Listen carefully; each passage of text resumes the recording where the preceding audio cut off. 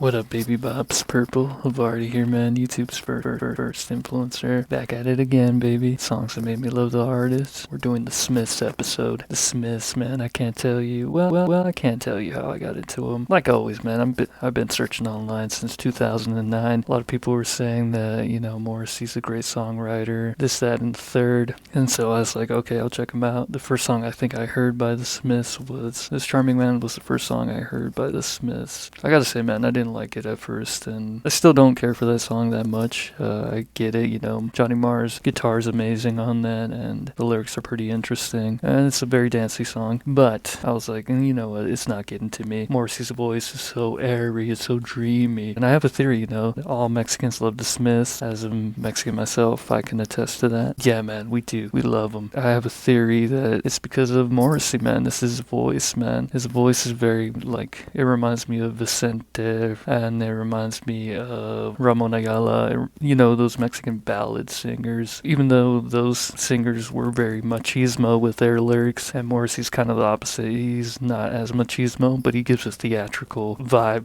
to his voice. I know a lot of people that hate his voice, man, and it takes some time to get used to. It didn't take me that long. I mean, it's in my DNA. I'm a Mexican. I love that sort of opera-esque voice, kind of why I like Sinatra a little bit, and they kind of remind me of each other too. Singing-wise, though, the next song that I listened to by the Smiths was "Heaven Knows I'm Miserable Now," and that's a song that made me love the artist, man. Everything about it. I like the bass line. I like Morrissey's lyrics. Very relatable. I like Johnny Marr's beautiful guitar playing. And the drummer, I'm notorious for not knowing drummer names, man.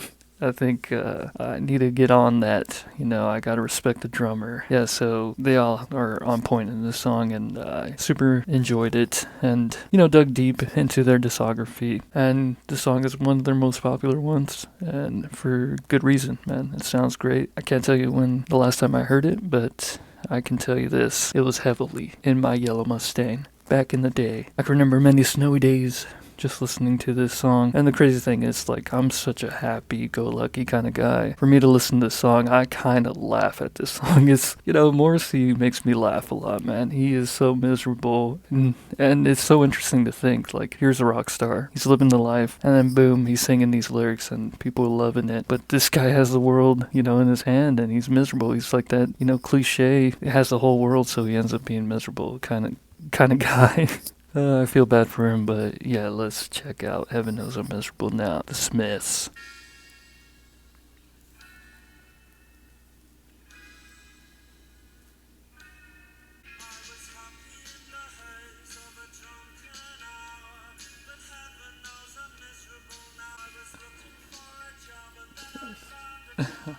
Right off the bat, Morrissey's just giving you that beautiful voice of his. And Marr starts the song off with some nice chords, very funky sounding chords. Yeah, Morrissey's lyrics are just really great, man. Happy in the haze of a drunken hour. Who isn't happy in the haze of a drunken hour, man? You get drunk, you get lit, catch a grenade for you, Jersey Shore grenade if you're going insane. Yeah, man, just being happy, drunk and happy, man. Doesn't matter what choice, you can have some gin and tonic. I would not prefer that. I'm a Hennessy guy myself, so I can relate to this. Looking for a job, then you found a job, and heaven knows you're miserable now. That lyric's a bit funny. Once I found a job after the Great Recession of 2009, I was very happy that I even had a job and was able to make my own money and go buy stuff and share over time. It does get miserable, but maybe that's what he's talking about. I thought initially, man, immediately miserable after finding a job. But yeah, man, and the bass line is great in this song. Of course, my crappy speakers suck on the bass. But yeah, let's check out more of this.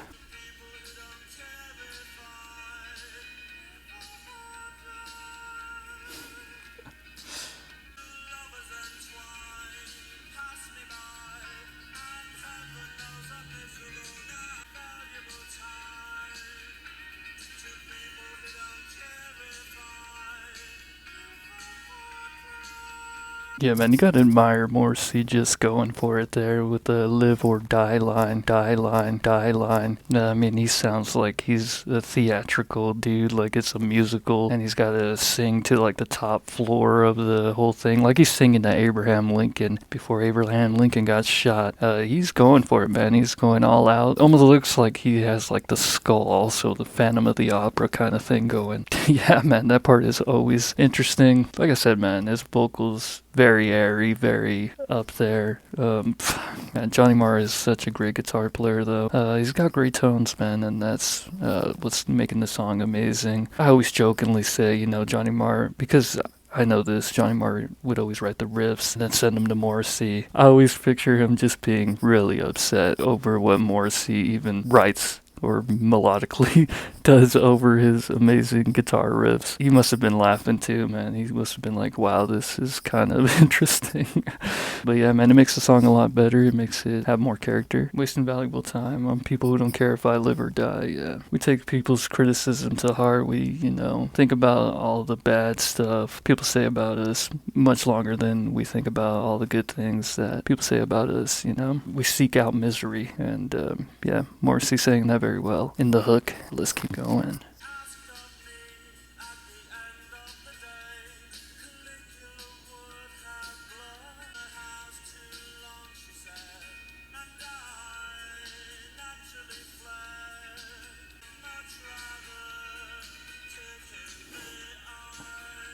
So that whole verse is so cool to me, man. The whole Caligula would have blushed line is so hilarious. It's such a weird reference to put in a catchy ass song like this, man. Morrissey is just flexing his literature. He's insane, man, and it cracks me up. Just like who would reference that in a rock song, And then he goes on to say, you've been in the house for too long, she says, and I naturally fled. I love that line. I don't even know why I like that line so much. It's just so funny and so interesting to think, I always picture just my mom and that's saying, hey man, you've been inside too long, and then me being young, before the internet was available to me, I would just go run outside, man. I'd be like, yeah, sure.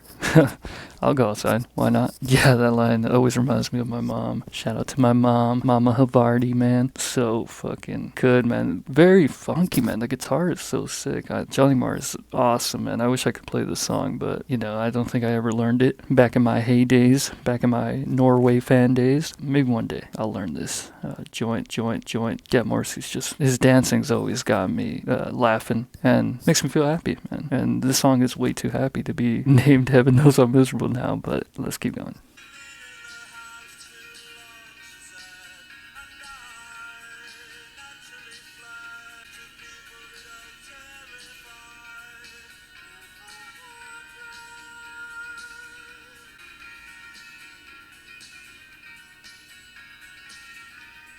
There you have it, man. Heaven Knows I'm Miserable Now. Very cool song, man. Very hip, very dancey. Like I said, man, the guitar layering that Johnny Marr does on this song is really good. I mean, you could tell why people love him as guitarist, why, this music stands the test of time, dude. It's very catchy, very relatable, still to this day. Yeah, R.I.P. to the bass player of this band. He was really, really good, instrumental to the band. He brought the funk, too. He matched Johnny Marr's energy a lot. I don't think the band would have been the same without that, dude. He's one of my favorite bass players of all time. Bass is probably one of my favorite instruments, as is for many people. I mean, 808s are popping still, and a lot of people just like that bass. Yeah, man, I love this song. It got me into their stuff. I started digging deeper, and I was like, man, it's in my DNA to love this band. It's intertwined in there. Yeah, man, let me know, man. Which song got you going for this band? I mean, they have a lot of classics, and this was the one that caught my eye and got me going with this band. Yeah, man. Peace.